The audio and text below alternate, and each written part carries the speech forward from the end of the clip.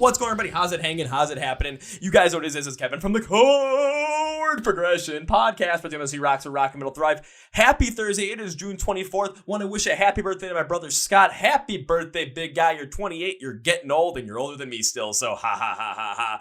But this podcast is super duper fun, super duper special. And yes, it is a little bit shorter than normal, but you know what? The content is fully there. So you guys know the band Buckcherry, right? You've seen them on tour plenty of times in your area, and you want to know about their brand new album Hellbound that comes out on June 25th? Well, I get to talk to Stevie all about it, and we even talked about some things, with the COVID pandemic show them, and of course, well, how YouTube is just this incredibly monstrous thing along with the internet to help artists get noticed, but also what you have to do in order to get noticed at the same time as well. There's a lot of stuff here packed into a half hour, so I hope you're ready. I hope you're ready for Buckcherry. Hope you're ready for Stevie. Let's go! Yeah! Well, ladies and gentlemen, boys and girls, listeners of the Chord Progression Podcast, I know for sure you've heard of this band. I know for sure if you're in the rock and metal scene, when it comes to looking at live shows that come in your area, I know this band has come by at least probably like 3 or 4 times in their lifetime by you. And this year, after a whole entire year of being left on the shelf because of the COVID pandemic, over 100 shows canceled, they are coming back playing as many shows as possible with a brand new album coming out on June 25th called Hellbound, my bad, I almost messed that up. Please welcome Stevie from the band Buckcherry. So Stevie, welcome to the Chord Progression Podcast. Hello, Kevin. How are you? You got me? Check. Is this thing on? Yes, it is on, and thank you for being here, man. How is everything going in your world today? Everything is A-OK, tip-top. Me and my son went to the doctor today, so he got a clean bill of health. Happy, healthy, 6-year-old boy, so we're all good. Everything's aces right now.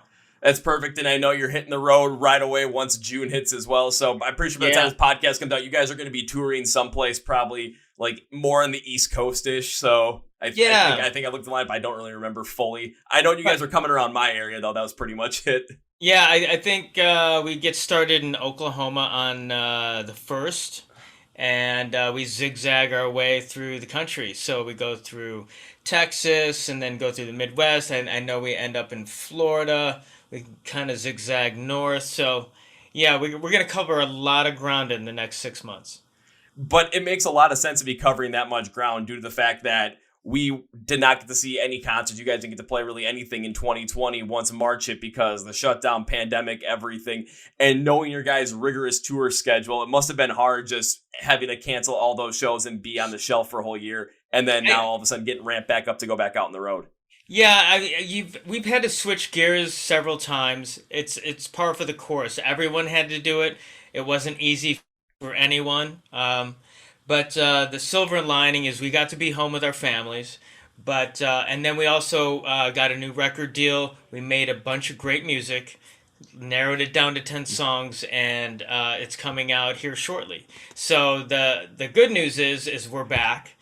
Everyone, a lot of bands are starting to file in, and live music is back. So live music. And our album will be here in June. And I'm excited to talk about it as well because, of course, in preparation for this podcast, I did get to listen to the whole entire album through and through. And I know the lead single, So Hot, has been out for quite a while as well, along with the music video. So for those who have had a chance to already watch it and listen to it, great. If you haven't had a chance to go watch and listen to it, what are you doing after this podcast? Go watch and listen to the video for So Hot by Buckcherry so you can prepare yourself for Hellbound, again, coming out on June 25th. But I do want to go back and just talk about, of course, again, all on the shelf. It must have been nice also just to spend some time with your family instead of just always being out on the road, just kind of switching gears, and especially with your son being 6 years old as well. I know as a kid, because when I was a kid, it was, my parents, they were still together, but my dad always worked second shift. So when we were in school, it was, I would see my dad maybe a day and a half on the weekends because he also would work Saturday during the day as well. So don't get me wrong. I totally understood exactly why he was doing working all the hours that he was. But it was at times I'm like, man, I wish I could see my dad more. He did make up for a lot by trying to go to as many things as possible. So it must have been nice in order to be able to be with your son at this age. Yeah, I think it's been no secret that we've toured a lot. We tour more than most bands I know. We were fortunate enough to establish a great touring business, and that all, it carried all the way through. I'd say right up to about 2016, 2017, we'd probably toured too much, if that's possible, by then. So it was suggested to us to take a break, which we did.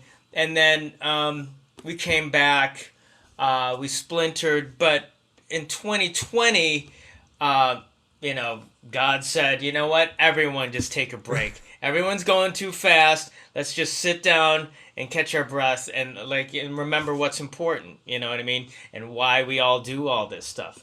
So at least for me, and I got grateful. It wasn't easy. Not being out there working, making money, but the bond I made with my son, is irreplaceable. So, and now I get to go out and hunt and kill and bring it back home. So, yeah, Exactly. everything's good. And so when you're going to end up looking back at 2020, instead of looking back at it with a lot of negativity, you're going to look back at it with a lot of positivity because of the time you're able to spend with your son, the bond you're able to create with him, and also just kind of be able to pull back and relax a little bit and take the time for for me, I just my personal experience, it wasn't easy. There was a lot of time where I was, hustling and just trying to, I went through my savings. I had to, hustle to get that money. But, there again, it's, if there's a will, there's a way. And we made a new record, and we hung on, and here we are, and things are already great. It's So Hot has seen more traction than we've seen in probably the last three albums, and this album's not even out yet. So I think after being out for 2 or 3 weeks, it had 300,000 views, 300 or more. So that's a win for us. Maybe 2020 was a big reset button for us, or for a lot of people. So. It might have been, because I'm just taking a look at the YouTube stats right now. At the recording of this podcast, the view count, as I'm looking at it right now, is 337,345. So that is still a lot of views right there. And that's a lot of views, and that's just a few, for us, just a few weeks of being out. We're going to release another one, Hellbound, and that should be out in the next couple days. So check that out. So for everyone that's listening, because this will probably come out after the time Hellbound is released, be sure to check out that one as well. Right. It'll be on our YouTube channel, and all the videos are there. So it seems that once one comes out, it starts pulling up the views of all the others. So it's a good thing.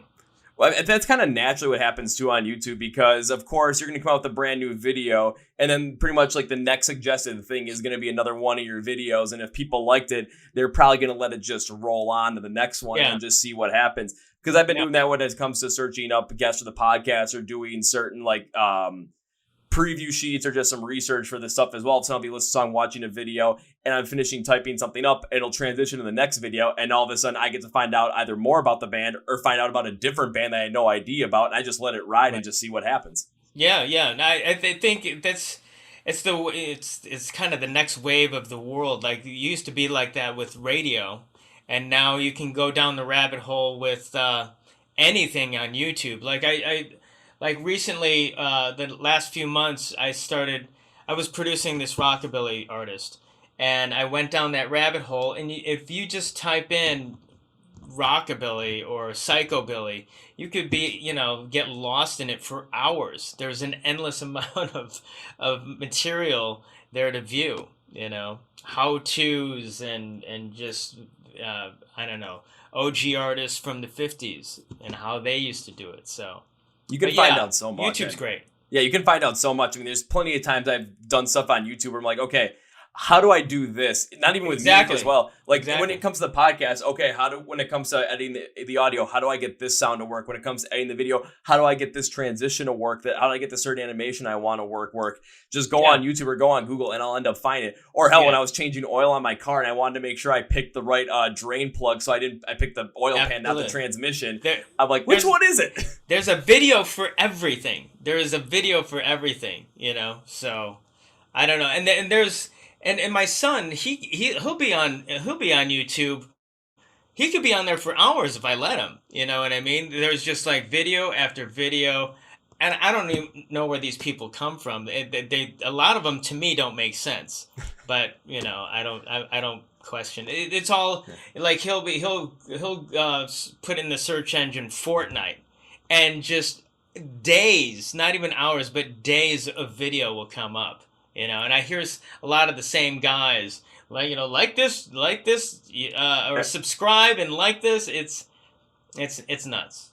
I know my little cousin's the same way. He's not so little anymore. He's 15. He's pretty much as tall as I am, which is really weird, but he'll do all that stuff as well. Same thing with my brother. My brother's playing more like Call of Duty kind of stuff, building his own PC. Right. So they're both doing stuff like that, and they're always kind of looking at the same YouTube video, sending stuff back and forth. Yeah. I'm here sitting here thinking, I'm doing the same thing as you guys are, but I'm in a completely different realm. However, anybody could be doing something like that where no matter what you're doing, go on YouTube. There's hundreds, maybe thousands, hundreds of thousands of videos that are around that subject that can help you out with what you need. Yeah, absolutely. It's endless. It's scary, and it's all like immediate, So I don't know. It's before, like, let's say learning guitar.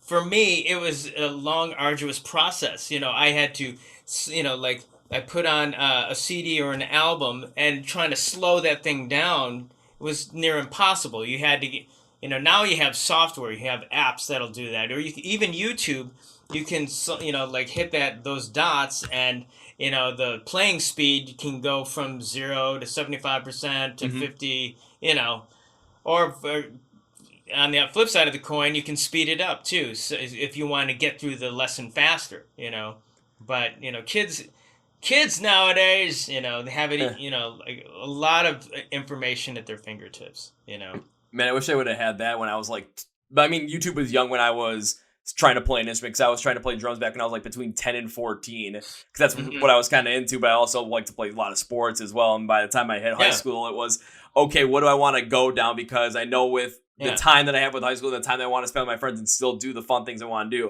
I'm only have time for soccer or drums, and I end up going down the soccer route. But if I wanted to now, I could go on YouTube and finally remember how to play Chop Suey by System of a Down again. I still know the patterns. I know the pace. I know everything about it. I just can't remember exactly what to hit.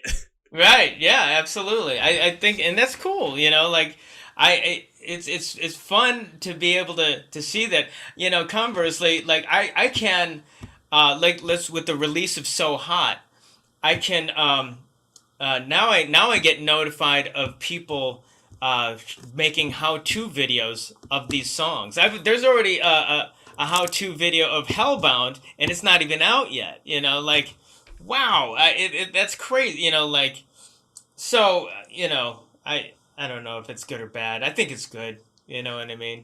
Well, it shows that people are taking an interest in your music, and for people that are wanting to go down that kind of a path in terms of, okay, they want to see how the song was written, how the song is played, they can end up going to do that, and you've been seeing how people are doing it. I mean, I was watching different videos today doing preliminary research for a album review that I'm going to be doing in June for my favorite band, Rise Against, and I was thinking okay, I want to watch the Nowhere Generation video, and all of a sudden, here's the video, and then underneath it, there are 10 or 15 how-tos, and I'm just thinking, do I want to watch these? I'm like, but I'm not really into the how-to space. However, it's fantastic that if I was, I could just watch one or 15 of those and try and figure it out and really understand what's going on in that song. And the fact that people are taking the time to do that just gets more people connected to the music, because now if you're struggling playing it and you want to play it, you have your tutorials at your fingertips.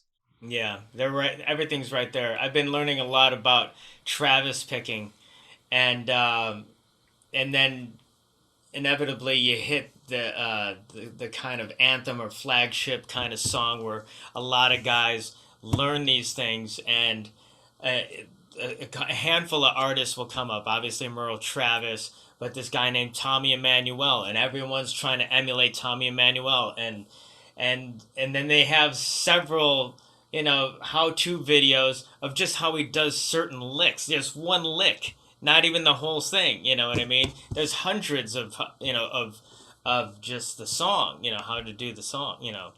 So yeah, I think it's good.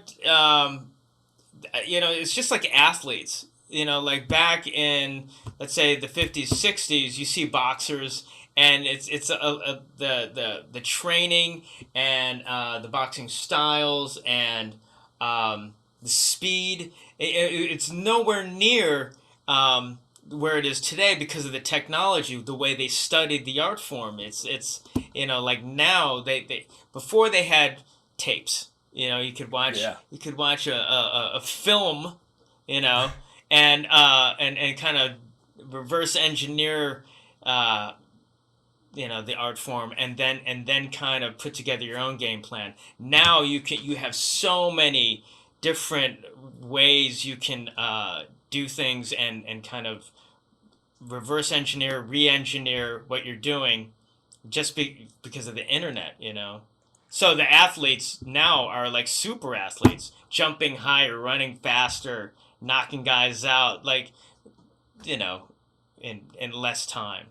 Yeah, and even like with musicians, well, you're seeing a couple of different things happen within them because they're able to watch all these different videos, see how these people are doing these different things, and figuring out what's going to work best for them. But at times I'm thinking, with all these different things that we can research, all these different things we can do, all these different data points we can have, like with sports, sometimes it can seem messy because it seems like we have like diarrhea of the data where there's so much there. Like, how do we sift through this? And for a lot of people that aren't fully into it, they're not going to want to sift through. They're going to think it's too much. But the reason it's there is because there are people that really want to go in depth with maybe one aspect of, when it comes to sports, one aspect of soccer, maybe just, okay, how's this overlapping run going to work? When it comes to football, okay, what formation is best against this type of defense? But when it comes to music, it's maybe, okay, how are my fingers going to go, like, and a guitar, my fingers going to go from here to here to here in the most efficient format without me completely just messing it up. Like, and you're seeing how people are doing it, so you're getting a fuller understanding of what's going on.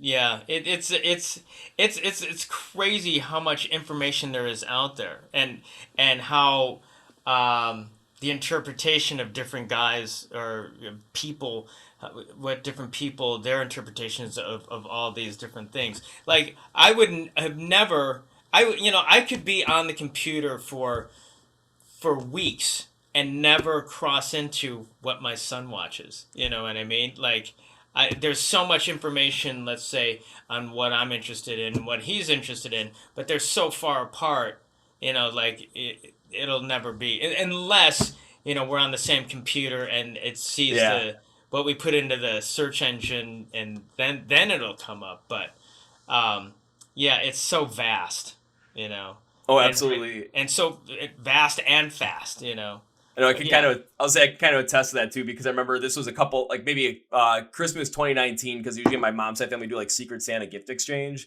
Mm-hmm. And my uncle had my name, and he doesn't. And I had on my album, on my list, I had like a couple different vinyl albums. I had like Sleeping with Sirens, Alter Bridge, something from Motionless in White, and something from Ice Nine Kills. And when I got for Christmas, first thing he had a note, he says, "Thanks for screwing up my Amazon recommended list." I was like, yeah, there's no way that in a month he could have been trying to find this stuff and he ever would have found it.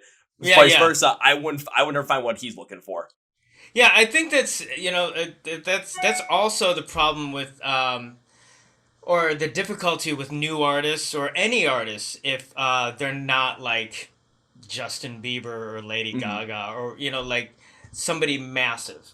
Like if you're into like if you want to get listed and get heard, and in let's say on Spotify or iTunes or something like that, there's so much there's so many out there. It's not like, well, Warner Brothers has a finite amount of artists, and same with I don't know, somebody on Universal or something like that. Like, there's just like anybody can make an album now because of computers. and you can make an album, you can get it up onto the internet, you can have it mixed and mastered, the whole nine, and circulating, but like no one's gonna, people are gonna have a hard time finding you because there's so much out there, you know. Absolutely. That was, I mean, one of the whole reasons I started this podcast, started interviewing bands, was because of that. Because I found so many of these great bands. They're playing such great music, but my question was, like, how are they not bigger than they already are? But of course, it speaks that where with the internet, there is just so much out there that you have to have this like very special identity or this very special thing happen in order for you to break out. Maybe it was something like you wrote a song that all of a sudden gets big on SiriusXM Octane, or it gets now today. It's maybe it was something that just gets big on TikTok and just picks up with that. So I kind of was like, well, what can I like for me? What can I do that I enjoy? And boom, all of a sudden I'm having them on the podcast. I'm releasing episodes 2 times a week with some bigger bands, like with Buckcherry, but also with a bunch of smaller bands as well. And all of a sudden, people are getting to know these bands in a completely different way, because now you get to know these people. You're getting to know who they are. You get to know the music from them. Yeah. And you never would have maybe had they not had a chance to do something like this. Yeah, it's difficult. Like, how do you have to hire, it seems like you have to hire experts at social media, you have to hire experts at marketing and all that kind of strategies to even make a little headway to get noticed. Getting on playlists, that's a whole art form in itself. Who knew? You know what I mean? That's something that musician doesn't really think about. Like what musicians think about is being better musicians, hopefully being better songwriters, but getting the word out, that's more than half the battle. You know what I mean? At the end of the day, it all boils down to how good the music is. But no one's ever going to hear it if you don't have some sort of strategy to have it be heard. You know what I mean? Because absolutely. There's millions and millions and millions of people out there trying to do it and have already done it, Yeah, it's a whole different ballgame than it was 10, 15 years ago with the inclusion of Spotify, YouTube, Apple Music, all these different playlists as well. So, of course, I do agree with what you said, where the quality of the music is, of course, the most important thing. But the other factor that is you have to end up finding a way to generate enough noise, enough publicity around yourself on the internet specifically, especially after what we just went through with the pandemic, in order to just be noticed and have people give you some attention just to try it out. And then when it comes to the quality of music as well, especially with Spotify and all the streaming services, people might listen to the first 10 seconds of one song and decide right then and there. And I'm still a big proponent against that, because I found bands where all of a sudden I listened to the first song on Spotify and I didn't care for it, but I'm like, wait a minute, this might not be their full sound. Let's go deeper in the discography. Let's listen to like 4 or 5 tracks, see what happens. And all of a sudden I found out that top song just wasn't for me, but the other ones were. Yeah. It's like Netflix, like I'll watch something now. I literally give a new show maybe 10 minutes. You know what I mean? And they will have, and it's I don't know, it's bad, but I don't give anything a chance. If someone gives something 30 seconds, that's probably a lot of time as far as music goes. You know what I mean? Usually, if you can get to the first chorus and they're rocking, then But I same with music. I listen, and I'm like, yeah, it's not for me. And maybe something deeper into the repertoire would be, but I there's so much out there that I don't give anything a chance. Understandable. And jumping into the record Hellbound as well, like taking a look at So Hot with that first thing, like just the intro that comes in there, it has such a like fun hard rock style to it that it just like for me it just drew me. I'm like, okay, this is something different. And when I listened through the whole entire record, especially with the intro track 5 4 3 2 1, then you go into So Hot and then Hellbound right after. Yeah, I honestly gotta say I really like the way that this sounded, because I know with a lot of bands in rock and metal, especially with bands that have created albums during the 2020 pandemic, there was a lot of emotions, a lot of different feelings that were going on there. A lot of artists really putting down some of these deeper, darker emotions on those tracks. But when I was listening to you guys, when I was listening to Buckcherry and Hellbound and the first 3 tracks on this one, I was getting a completely different vibe, where it was, instead of taking a look at all the heaviness that was going on, they're getting back some more of that fun, lighthearted, hard rock kind of style. so that we enjoy life a little bit more and we remember what Yeah. it's like to have fun instead of just focusing on so much of the negative. It's kind of like we were in this negative period of time. Now let's have fun and focus on the positive once again. And that's what this record felt like, especially from the beginning. I think Buckcherry historically has never been a band that was very emo. You know what I mean? I think it's no secret that we like to have a good time. We like to bring the party. We like to party when, the show is going on. And I think it's, for us, it's a formula that works. A lot of people have a lot of stuff going on in their day, a lot of stuff going on in their week or life. And when they come to the show, it's a way of decompressing, letting loose, whatever you want to call it, a way to kind of turn that off and just have a good time. And I think Josh has stuck to the formula. The music part of it is just straight up rock and roll. We've introduced some other elements of what's going on currently, or maybe what's happened in the 50s, 60s, 70s, 80s. But when it's all rendered down, it's rock and roll with with nothing. We're not a politically fueled, angry or sad kind of group. You know what I mean? So that's what works for us. And it absolutely comes out in this record as well. I mean, again, 5, 4, 3, 2, 1. If you guys end up opening up with that track during your run in 2021, I think it'll be a great move because it just sets the stage for such a fun opening. Because it just lets you go in, especially with what we've gone through the past year. It just brings back that energy of, hey, we're back. We're finally back to this. The COVID pandemic is coming to an end. Ready? 5, 4, 3, 2, 1. Happy freaking touring New Year. Let's go do this. Yeah, I mean, that's what Josh does anyway. That's the way he lives his life. It's like, let's go. So I think we may open with that. Who knows? I don't know how much of in a live set you've got to play the obvious songs. You got to play the hits that everyone knows. So that takes up about. We've had enough of them where it takes up about half the set. Of the visible songs, and then the rest are other ones that people know. That have been popular on for the live show, and then you also got to introduce the new album. So Hot is already seems to have made an impression. Yeah, so that'll be in there. Who knows what else? The Way, Hellbound should probably. You know what? We played Hellbound. It's already had a great reaction. So 5, 4, 3, 2, 1 could be one. I don't know. What's the other one? Here I Come. That's another barn burner. Yeah, it has a faster pacing, more fun, hard rock sound, more upbeat tempo, more upbeat energy. Yeah, so I'm looking at my notes that I wrote down because I didn't want to mess that up. Yeah, but I think on the whole, this album is straight up a rock and roll record. It shows maybe a little bit more of the growth of us as human beings. Maybe it shows more growth as of us as songwriters. But at the end of the day, it's a rock and roll album. Yeah, it definitely showed a lot of growth, especially towards the second half of the album, where all of a sudden I started seeing some more blues influences at the rock, a little more funk influence at the rock as well, a couple of like 1 or 2 like ballad styles influence with rock as well. And when I'm taking a look at it, what I really enjoyed about it was, again, it's rock and roll. It's going to be fun. It's going to be something that, when you're listening, you're going to enjoy the time. I mean, even go back to Hellbound. When I listen to that one, I'm like, this kind of has like a ZZ Top flavor to it. And that's what I listened to with my dad when I was 2, 3 years old. So it brought back a lot of great feelings coming from me.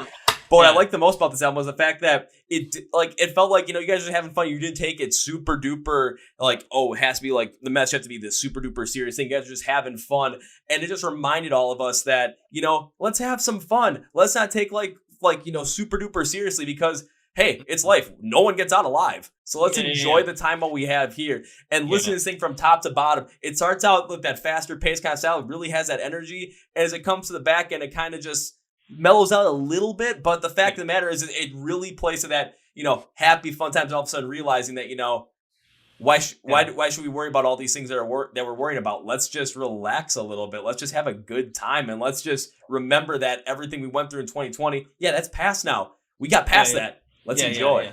I mean, even though all of it was written in 2020, but I think we worked with a guy named Marty Fredrickson. He was the producer, and then also Josh.